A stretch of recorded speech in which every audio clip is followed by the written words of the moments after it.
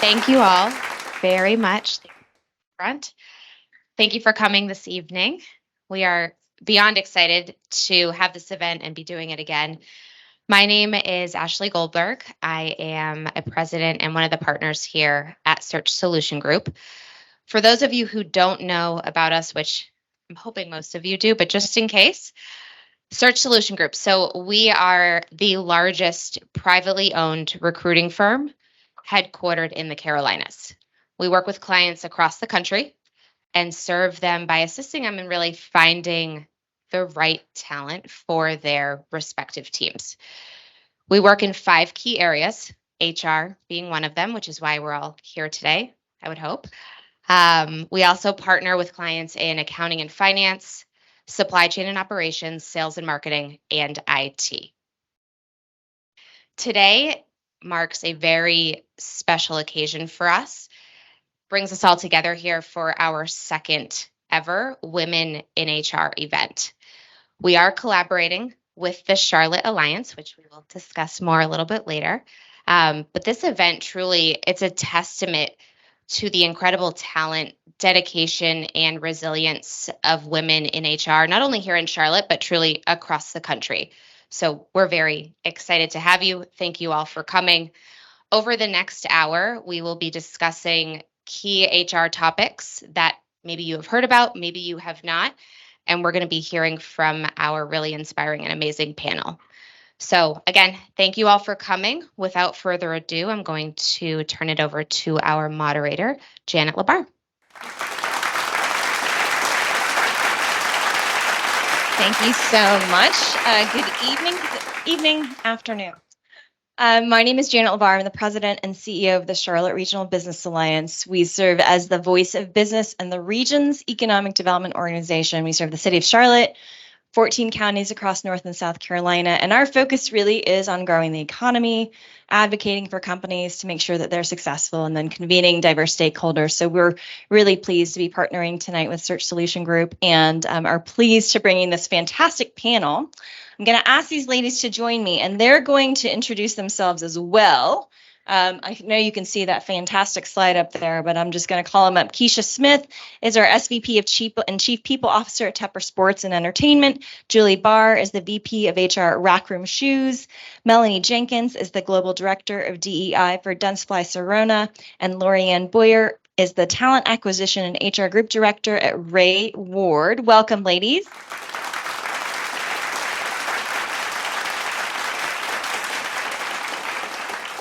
Do you all each have a mic?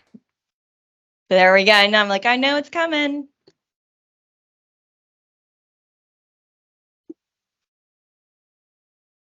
So we're just going to say, hey, so we're going to go down the line and y'all introduce yourselves and maybe tell the audience a little bit about yourself.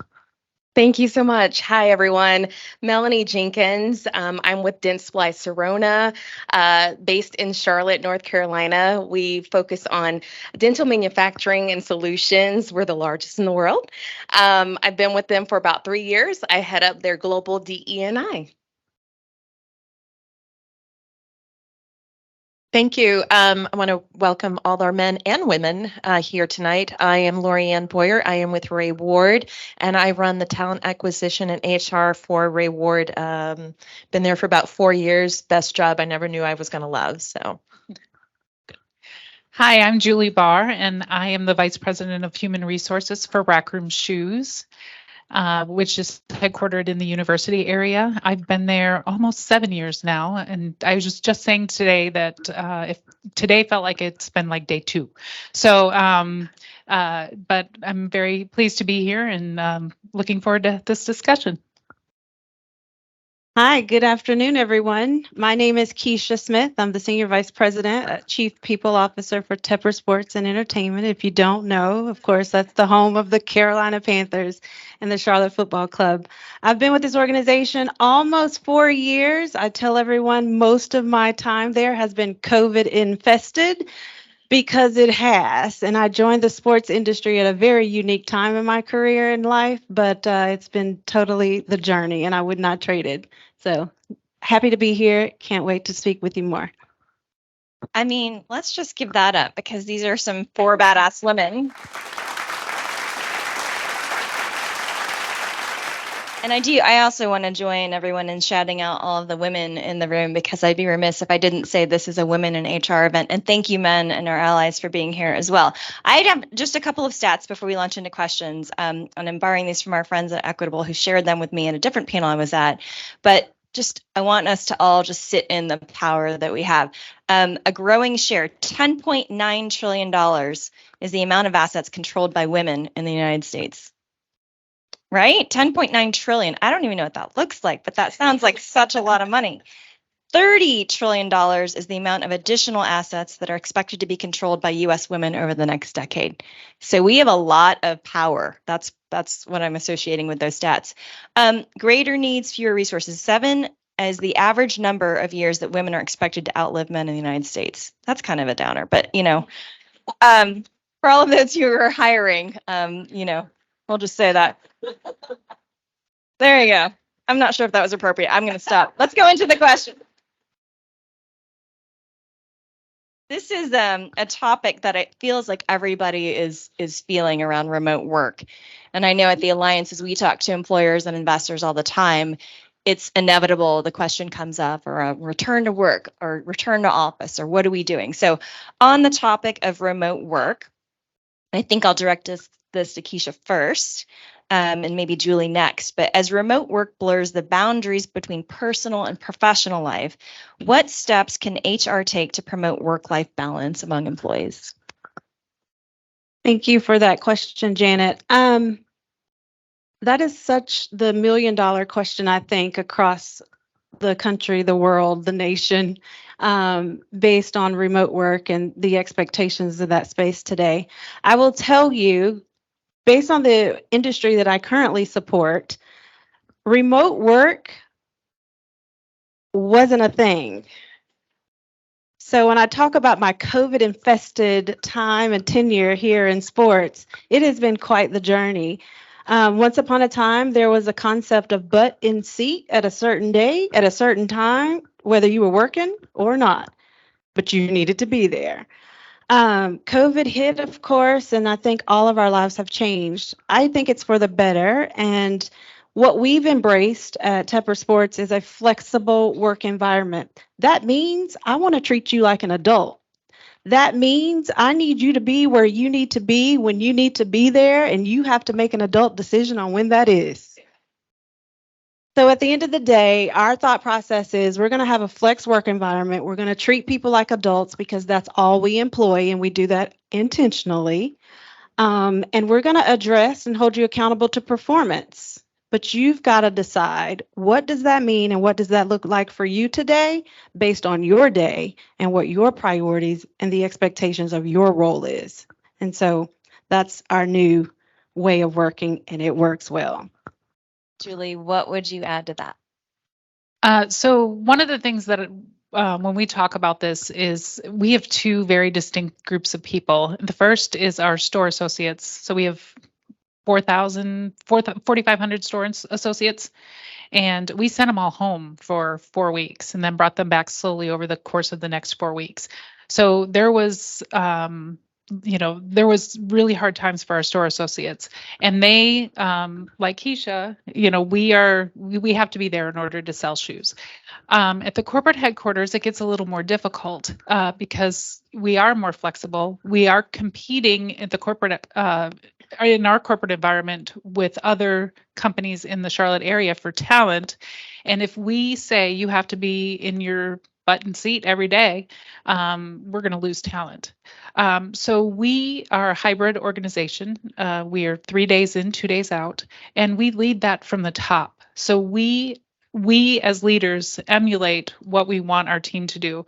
And the teams can pick their own. We're Monday through Wednesday in HR. I am usually Monday through Thursday, sometimes Friday.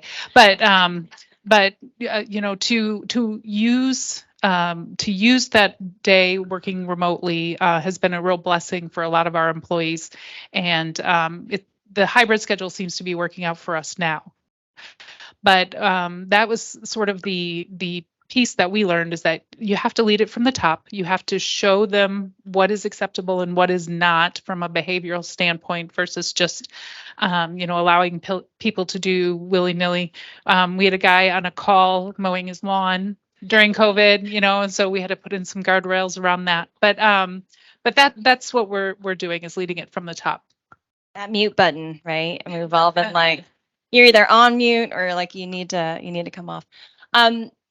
Because it does depend on the industry, right? I think, Keisha, to your point, it wasn't a thing in your industry before. I think flexibility, I feel like, has been more of a growing trend, but COVID certainly exacerbated that. And the ability to work from where, make adult decisions, I think is important. How, as HR professionals, can you make sure that your team still have that sense of belonging and collaboration? Like, what do you do to support those teammates? And I'll direct this to anybody who wants to take it. Well, first of all, it's important to have the right tools and technology to keep you connected, right? I've worked 100% remote in some jobs, and I've worked fully on site in some jobs, and there's benefit to both. With remote, connection and communication are the key things to keep you productive and connected and feeling like you're belonging. It's hiring manager, or I shouldn't say hiring managers, that's the HR recruiting there. It's supervisors making sure that they're touching base and connecting with them, looking for signs of stress as well from isolation and anxiety to make sure that if they're seeing signs of it, to offer resources to their direct reports. It's making sure that whatever the communication tools that you have, you're at least checking in every single day with your direct reports and training your supervisors to do the same. I have a team member who she works remote on Monday. First thing she does is say, hope everybody had a great weekend. These are the things I'm working on today. What are you guys working on? Where do you need my support? She's connected. We know what each other's doing, and then we check in throughout the day. So those are just a couple of little things that we try to do as well to make sure people are feeling connected to the work and connected with each other. Quickly, we have the largest work at home or work remote group that we've ever had in our organization. There's about 29 people, which is a lot for us. And one of the things that we talked about is we have to make sure those people are engaged in our activities and our employee engagement committee. So we're having this big Halloween spooktacular, and you send in your selfies in your costumes, because we want you to also be involved and for people to get to know you as a person, even though you're not sitting in the office. Great. Those are good ideas. And I have a tendency to go down rabbit holes. So I'm going to stay focused because I think we have some time to open up for the audience for questions after this. All right. So let's pivot to DEI. And, one of the things that I think we have all lived through in the last, I guess it's been 3 years since the pandemic started. But George Floyd, the murder of George Floyd, was, unfortunately just it was another example of where this country, and I think just the inequities, was in front of our faces, right? It was everywhere, but that it didn't start and it didn't stop there. And so I just think it did bring an emphasis, though, to the importance of DEI and the importance of DEI, especially in the workplace. And I think we all looked at that and considered that in a different way. So share examples of successful DE&I programs that have not only increased diversity, but also improved overall organizational performance. And Lorianne, I want to start with you. Absolutely. So a good, successful DE&I program is one that is evolving. To your point, when the events of George Floyd happened, some organizations went and wrote a mission statement, did some training, and checked that box. The ones that are successful are the ones that are continuing the sustainability, that are constantly evolving. They showed up better this year than they did last year, and they're going to be better next year as well because they're consistently working on initiatives. It's connecting with your community, with your diversity organizations within your community. It's connecting with diversity suppliers. It's making sure that in your recruiting processes, you're using diversity resources. And then once that talent is in the building, making sure that you are providing opportunity for advancement. It's training your leaders. It's, again, as you said, it's from the top down and making sure that they are not just talking the talk, but walking the walk in everything that they do, that they're infusing a sense of belonging and inclusion in all of their meetings, projects, conversations, et cetera. So those are some of the things that I would share. Thank you. Melanie? You we're sharing. That's good. That's good. Thank you for that wonderful lead in. At Dentsply Sirona, we know that innovation helps us continue to thrive as an organization. And in order to have that innovation, you have to have a diverse workforce. And so we start early on. So our early career program is filled with diverse individuals. We pride ourselves on going to college campuses and recruiting the most talented individuals to join our organization to make sure that we're still continuing to thrive. But once we get them in the door, there are a plethora of ways that we work to attain these individuals and develop them. We have a variety of development programs that allow them to see their true potential. We have diversity and leadership roadmaps that we encourage all of these individuals to be a part of so they can own their own journey. Having kind of stake in what it is that you want to do as you're continuing to grow in an organization is key for early talent. So we really, really focus on that.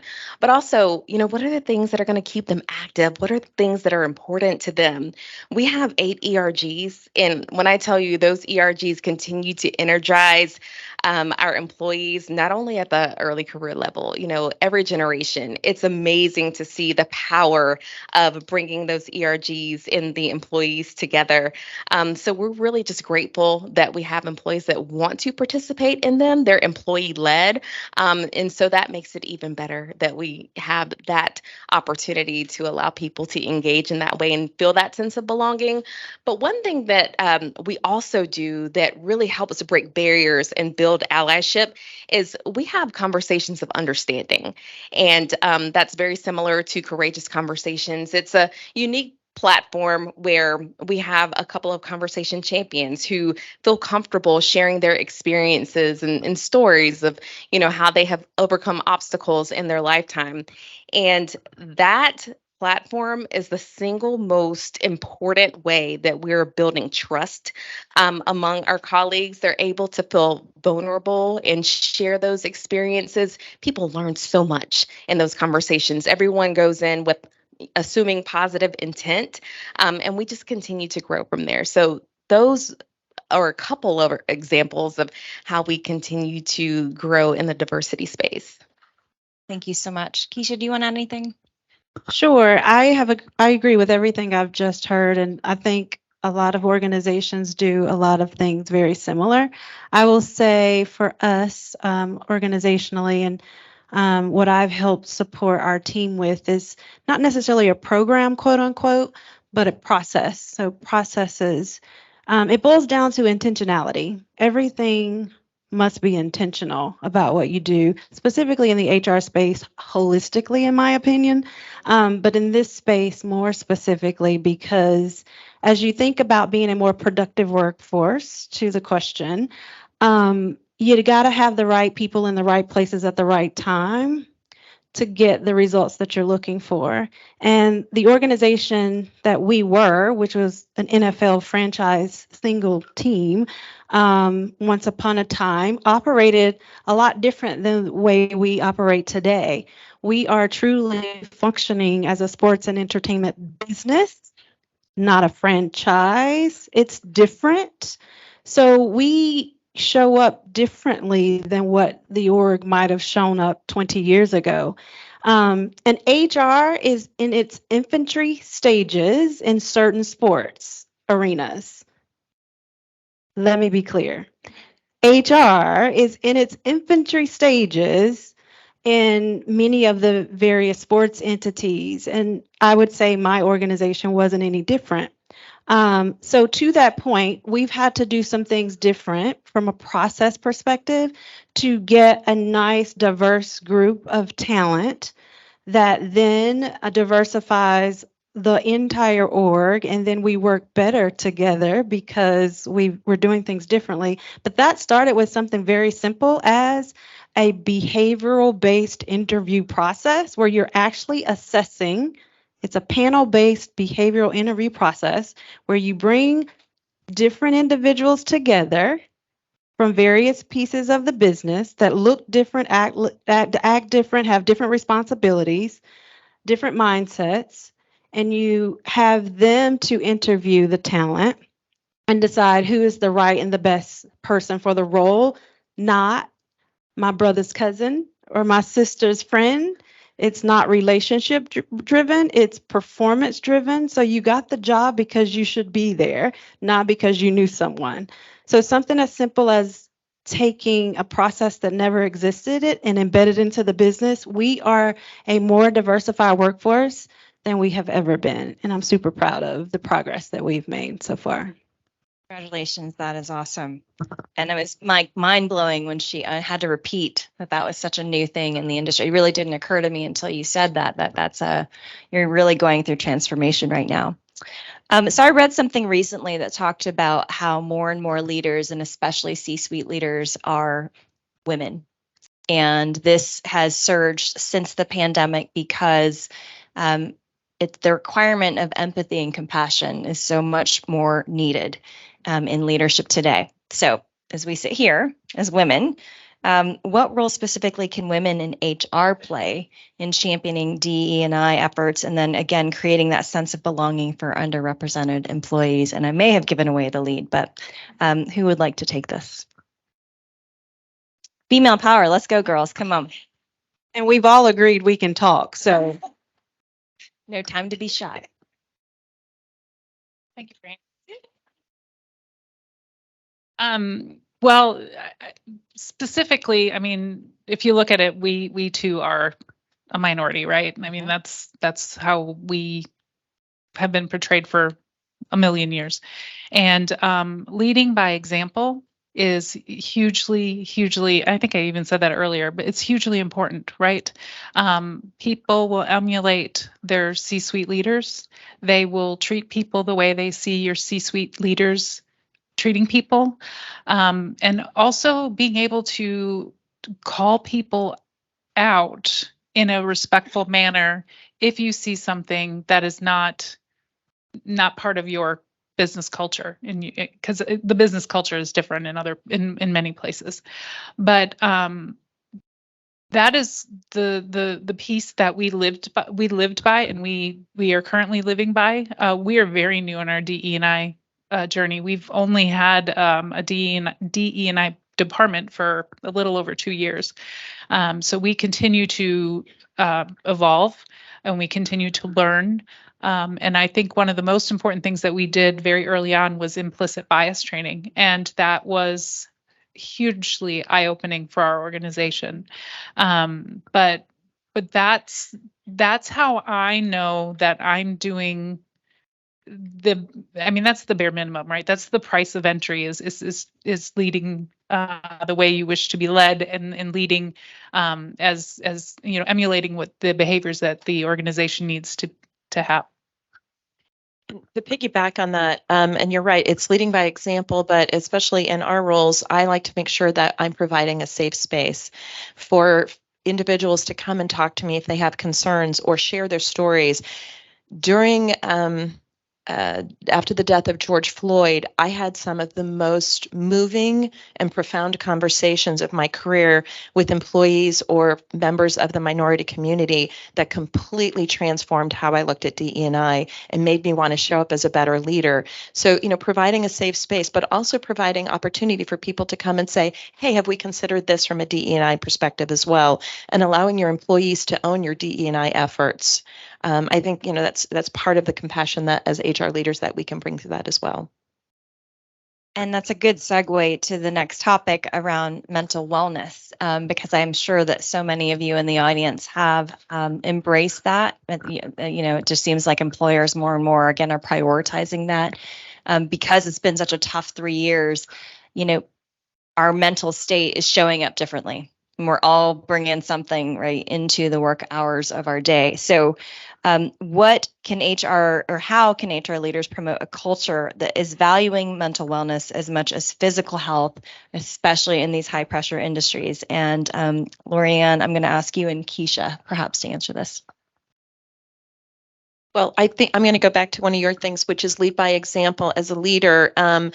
Sometimes we're not good about taking our personal time off. Sometimes we put in hours and we want to look like heroes through that, and we're not showing balance, and then we're exhausted and tired, and we're not showing up as our best self. So leading by example as a leader, education and awareness, teaching your employees about what are the stressors to look for, what is mental health. The fact that we're even asking this question is what excites me, because we need to talk more about it, because in talking about it, we're breaking down the stigma that is mental health. And the more you start talking, the more we realize we're all in this together. And so by educating your employees about what are some resources out there, what does stress look like and how can you manage it? It helps them, again, be able to know what the tools are, pointing them to the resources, whether it's employee resource groups, the EAP, anything that your benefits, your healthcare providers provide, pointing them in those resources, keeping an eye on them, as well as training your supervisors for what to look for too. There are people that you just got to kind of keep an eye out for to make sure, if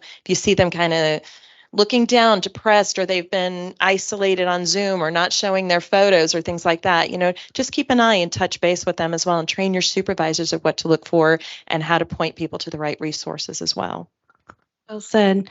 I will also say putting human back into human resources. I feel very strongly that we all need something different each and every day. And so we have to educate, develop, have real conversations. And I do call it respectfully real, whatever it may be. Conversation and communication truly changes everything. And what works for me may not work for you, Jasmine. But my leadership needs to know and understand what you need versus what I need. And that takes conversation. It takes consistent conversation. It takes opening up and having conversations that allow you to have the psychological safety to know that you can share your vulnerable moments of what you might need today versus yesterday and or tomorrow. But there has to be a level of trust there most of the time, which comes with the psychological safety component of that. But for me, communication is everything. And so we as a culture are trying to be better at truly being intentional about conversations, communications, and also helping our people to know and understand. Although we're sitting in certain seats like these today, we have the same problems and issues that everybody else has too. So the more vulnerable you can be with one another, the better off. And then at that point, the mental health of things is a natural thing, because we play well and work well when we feel well. But you have to have the full package, and you got to know that your leadership and your colleagues support you in the good, the bad, and the ugly. So for us, it's a lot of communication, and it has truly gone a long way for us. We just launched for the first time fierce conversations into our workplace. We're starting with our managers and above, actually directors and above first, to see how it goes, and we'll see what the end will be. But I do think when you communicate, it changes everything.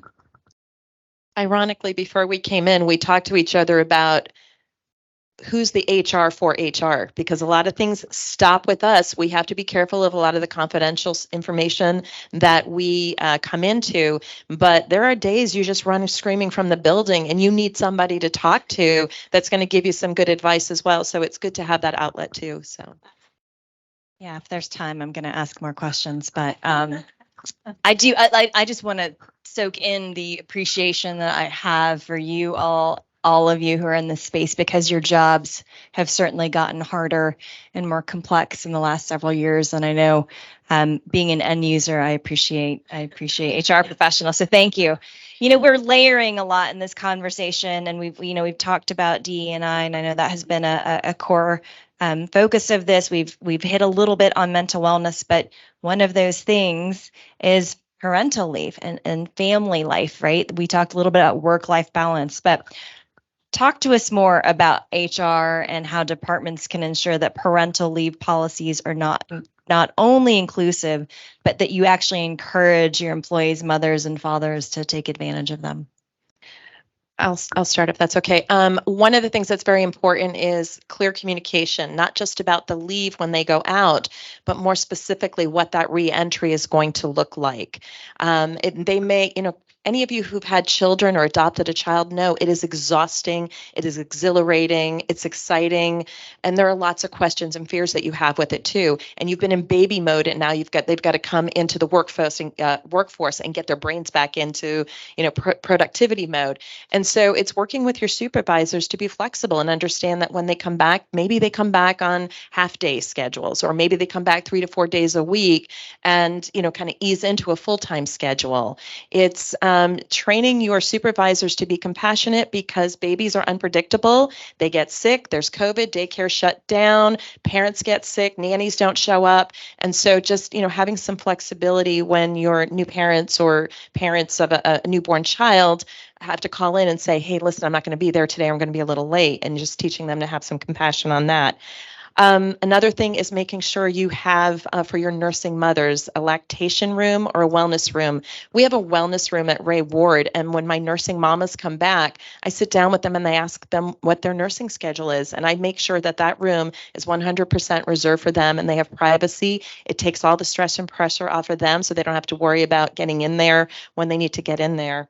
And then I would say also it's the small touches. One of my team members, she's here and she's going to be upset with me for sharing this, but she came up with the most adorable thing. Whenever a baby is born, we kind of get like giddy with moronic childlike glee, and the new parent sends us a picture of that child. And my colleague Kristen came up with a great idea of taking that picture, putting it in a beautiful frame, and then putting it on the desk of the person returning to work. That's exactly what they do. They go, but it's those small touches, and we have little welcome signs when they come back as well. And then we just work with them and keep an eye on them and make sure that they're doing well throughout their reentry back into the workforce. Melanie, how about you? So one thing that I would challenge is look at your policy. Start there. Over time, things evolve, as we just heard. There's different ways that we're supporting working mothers and fathers returning to the workforce. So what does your policy state?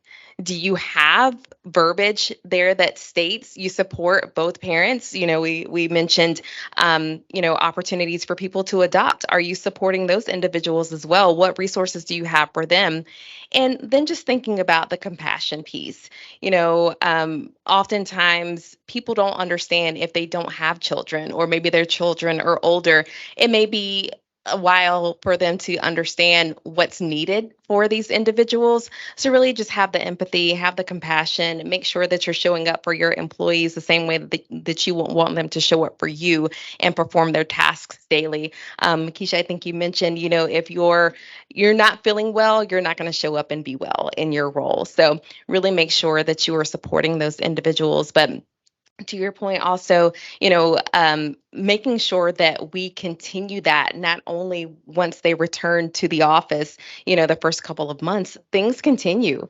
Children grow up, patterns change, schedules change. So just make sure that you are supportive. Julie or Keisha, you want to add anything to that? Well, I was just going to say that, it's really important. I think you said reentry. Who said reentry? Reentry. Yeah. So that's super important. I had a woman who had a baby in my department. I do not have children, so I don't know. And one of the things that we talked about was that I could have done, as her leader, a better job of like throwing things in a file or a folder and just say, these are the things that happened or changed while you were gone. And these are the things that you need to know about that are that affect something you do or affect your role in the organization.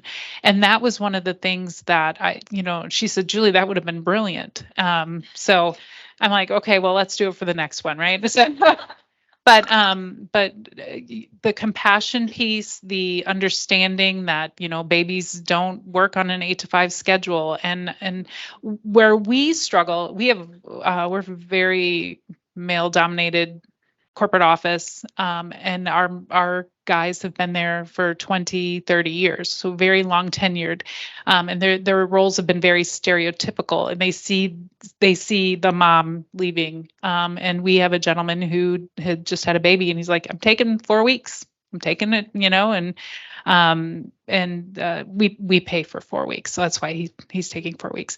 But it was it was eye-opening to that organization, and to my organization, I should say, that men are going to take advantage of it, are going to take 4 weeks. They did not believe me when I told them that every new parent had taken the time in paid parental leave. And I that was very short-sighted of our organization to think that way.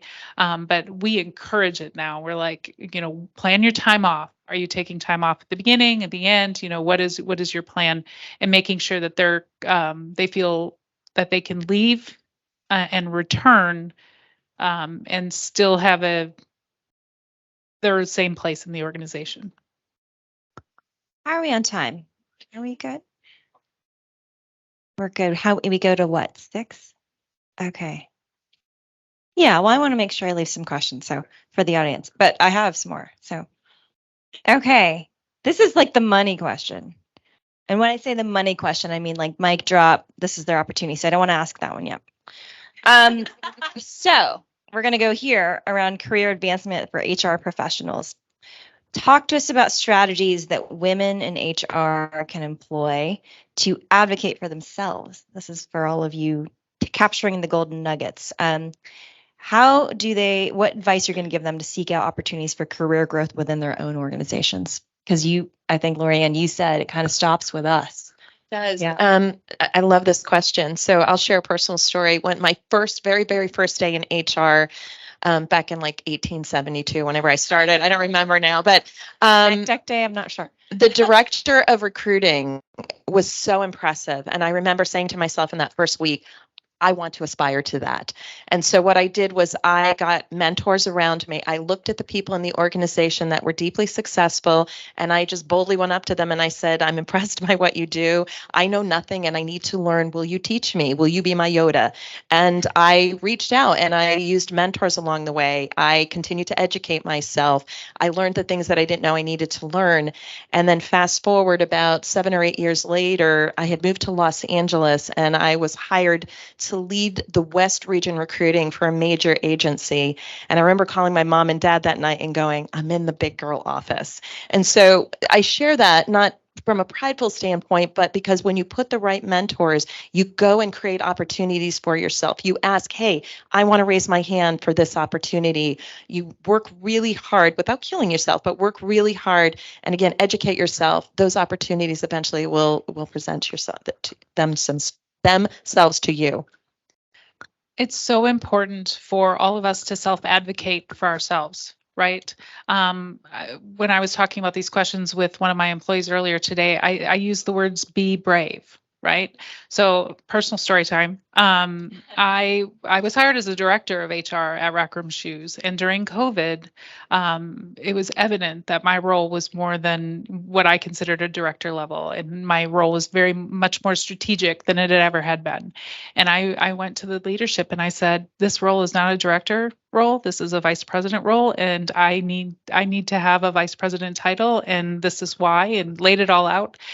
But that was so terrifying to put myself out there to say, I deserve this because I'm doing the job anyway. And I deserve the money that goes along with it and the benefits that go along with it. Being brave is so important. The other piece of advice is accept feedback. So I see it's very scary, very vulnerable to open yourself up to feedback that is not positive. But I have learned more from that type of feedback, and I have grown more from the bad feedback than I ever have from being given the pat on the back. And it is hard to hear it, and it puts you in a very vulnerable vulnerable position. Honestly, I cry every time that somebody tells me something bad about myself. And, and I'm not afraid to sit up here and say that because, that's just the way I am. Being brave, Julie. Yeah. Being brave. But that's key. Accept and use that feedback. My niece has been told the same thing by 3 or 4 bosses in a row, and she doesn't believe them. And I'm like, look, especially if you're hearing it from more than one place, it's time to open yourself up. So those are my 2 pieces of advice. If I can just add to that, we're talking about being bold, and being bold is really scary when your career could potentially be on the line. But the scary piece that no one really wants to talk about is when you fail.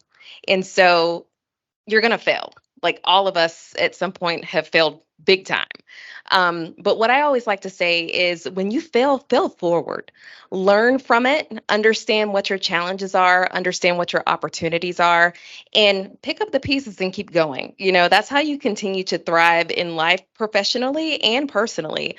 So that would be, I think, my greatest piece of advice is don't be afraid to go after and chase your dreams.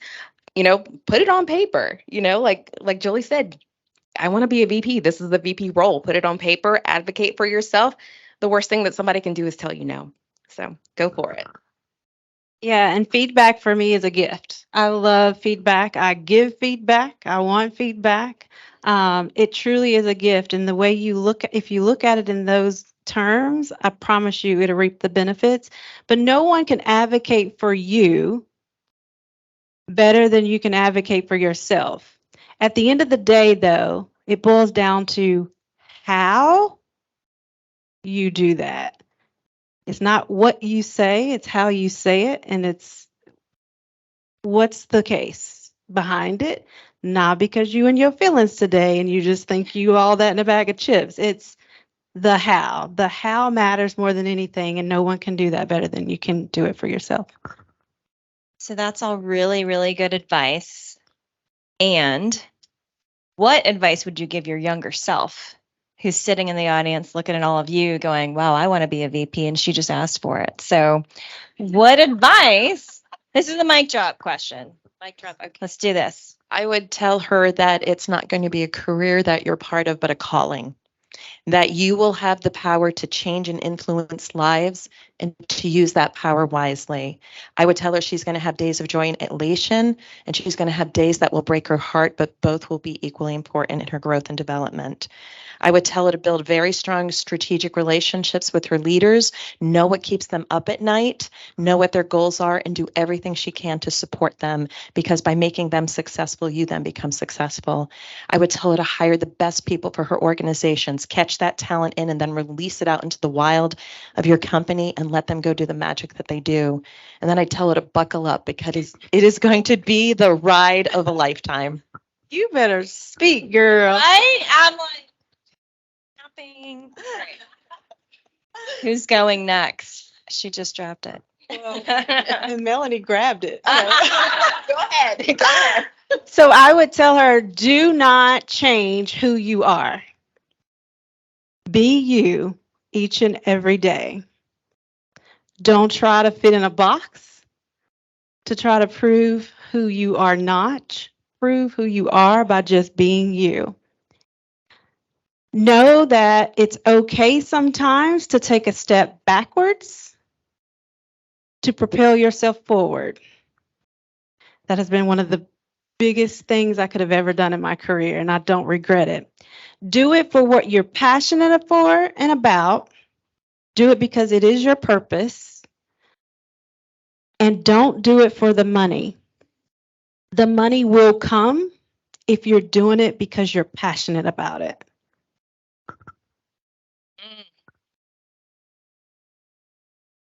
Just to follow up on the passion piece, absolutely.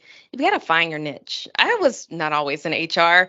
I was sharing with the ladies earlier, I went to school for broadcast journalism. I thought I wanted to be a newscaster. Didn't end up there. But I truly did follow my passion, and I call this my heart's work. I get so excited and happy when I see someone realize their dreams and when they're making a difference. So definitely show up as yourself. Be bold, surround yourself with positive people, surround yourself with people at various levels in their career. You can learn so much from people. A wise person who's watching once always told me, surround yourself with people that are smarter than you, because that's how you continue to grow and get ahead. So those would be my pieces of advice to share with you. So mine's a little more practical. Although I love the pie in the sky stuff, right? So one of the very first pieces of advice I got as a young corporate recruiter was you need to slow down. So I saw myself being a corporate recruiter for 6 months, and then an HR assistant for 6 months, and then an HR manager for 6 months, and then I was going to be the director or the vice president. You pick whatever title. And he called it butt in seat time. You need to experience a cycle, whatever that cycle is, at a minimum before you're looking for your next opportunity. And sometimes the cycle is 5 years. I was an HR generalist for 5 years before I took a manager position. And it prepared me because I saw so much more in that 5 years than I would have in just that 1 year. And it prepared me for different scenarios and different things that happen in an organization. And we all know that the things that are happening in our world today are completely different than that of 4 or 5 years ago. So my recommendation is be adventurous, want the next promotion, but sit in your seat and learn what you can when you're in your seat. I too did not choose HR. HR chose me. So I guess I will get a little philosophical here, but it is the piece that humbles me about my role is that I don't realize a lot how what you say and what you do affects other people. One of the most powerful things that ever happened to me was that I terminated a woman for falsifying her time cards, and she reported into my organization. She did not report to me, but she 6 months later, I get a card from her, and she said, "You're teaching me that lesson changed my life." And I now know it took time for me to reflect. I now know what I want to do with it. And it's not HR. And it was incredibly powerful to me because I was the one, I said something to her. I we don't always know what it is. But those are the most powerful moments as leaders, as HR individuals and organizations is you never know what you have said or what you're saying and how it impacts other people. Thank you so much. And I know there's some powerful moments that has happened here, but it's your turn for powerful moments. I think we might have time for maybe 2 questions, we'll call it. Okay.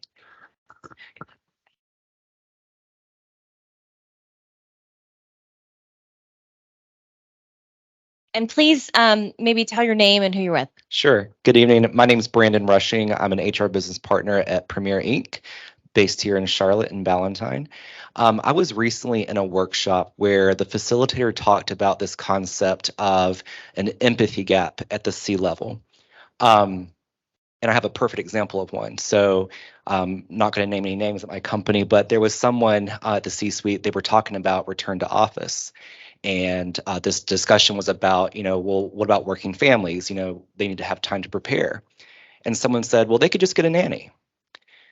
So my question to you all is, how do you approach someone who is in those C-suite roles, who are so influential, and you're influential yourself in your role? How do you get them to kind of close that empathy gap when they may be pretty disconnected from what maybe the reality is?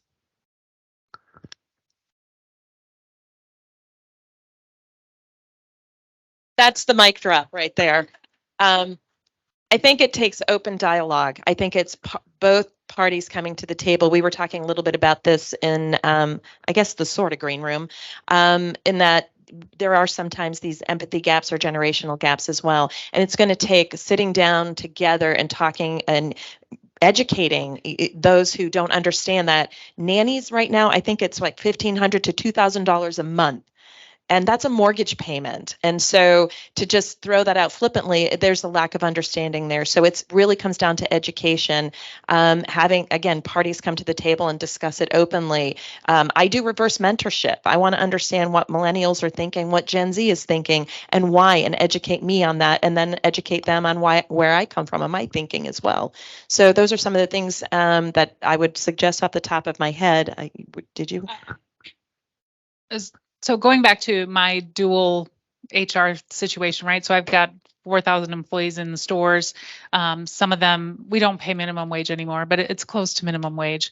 And then, our C-suite. So it does happen. And one of the things that it happened about a couple of years ago was around benefit costs. And it was a significant benefit cost jump. They were almost flippant about it. It was 9 or 10%. I mean, it was significant. And if you think about a person making $9 an hour, full-time sales associate on our floor, $9 an hour, you can't afford that. And educating them about how, basically I put it in front of them. I said, I want you to look at this from a $9 an hour associate, and it was that frank conversation, and that you got to be brave, and it's scary. So, Go ahead, Keisha. Yeah, in these seats, you can't be shy. You just gotta. It's how again. I called it respectfully real. It's very influence based. But when you get to the C-suite, the one thing you have to do is speak in a language that they understand. The data, analytics, information that shows and proves your point, even around empathy, it's there. You got to speak in a language that they can relate to. So, and it doesn't happen that day necessarily, or tomorrow for that matter. There are things I've influenced that have taken some time, some years, but eventually they get it. But it just takes time. That's great. I think there was yes. Again, your name and who you're with. Sure. Thank you. Hi, my name is Kathy Lee. My most recent position was the Director of Human Resources at Lincoln Harris. After 38 years of human resources and for my 60th birthday, I decided to retire. So, what I would tell you is who's our HR for HR and being an advocate for yourself. I would also recommend that you take your own advice. So you're out there counseling managers and counseling employees, and sometimes you have to internalize that and take the advice for yourself as well. So if you're telling an employee, go talk to your manager about such and such, then you have to go talk to your manager if you have issues or concerns. So that would be a piece of advice that I would give. Kathy with the mic drop from the audience. Powerful moment. All right. So one more bonus round. My name is Erin Linville. I'm with Sibelco. My question is for you guys. You talk a lot about mentorship, and I feel like in my career, I've struggled with finding mentors. I find that sometimes women in HR are very catty with each other. They compete with each other, and so in that's unfortunately been my personal experience. But in your organizations, what do you do for your employees to make sure that they're set up with the right mentors and the right people to help lead them through their careers?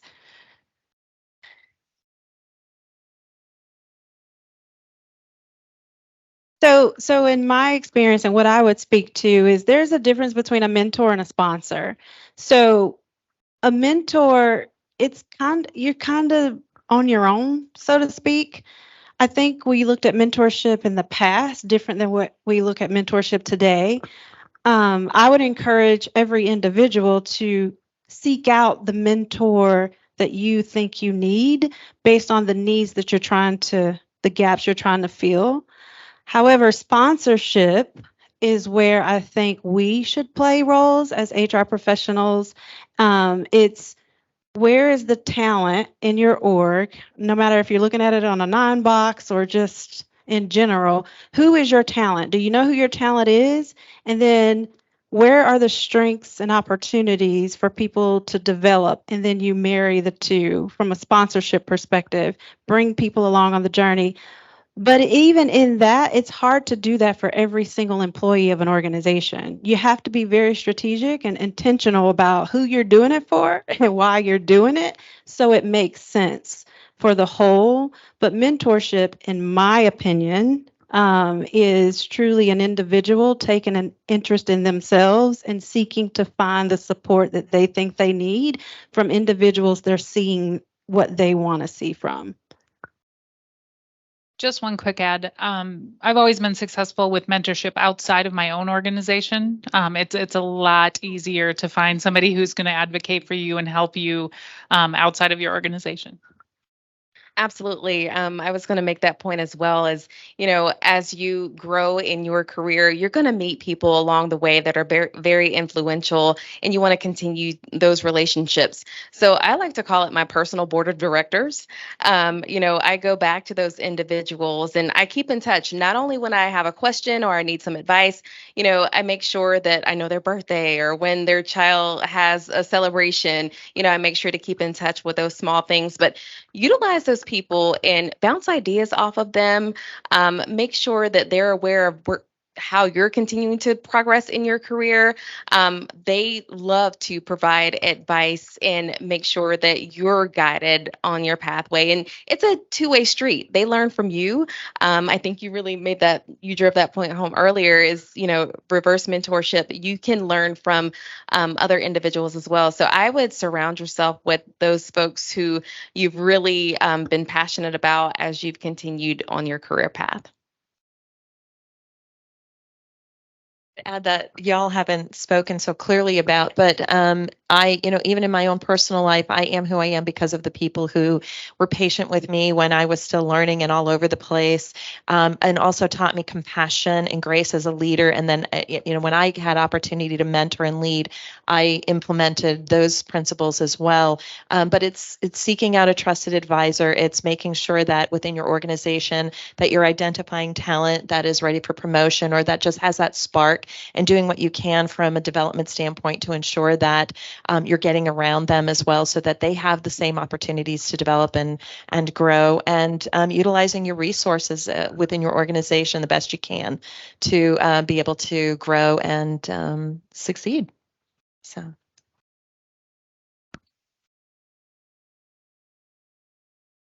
Hosting us tonight. And then let's give it up for these ladies, Melanie, Lori, and Julie, Keisha. Oh, yeah. Same. Me too. That's right. We have power. And I'm not sure, are we turning it over to anybody else before we reception and imbibe? Everybody enjoy. Thank you so much.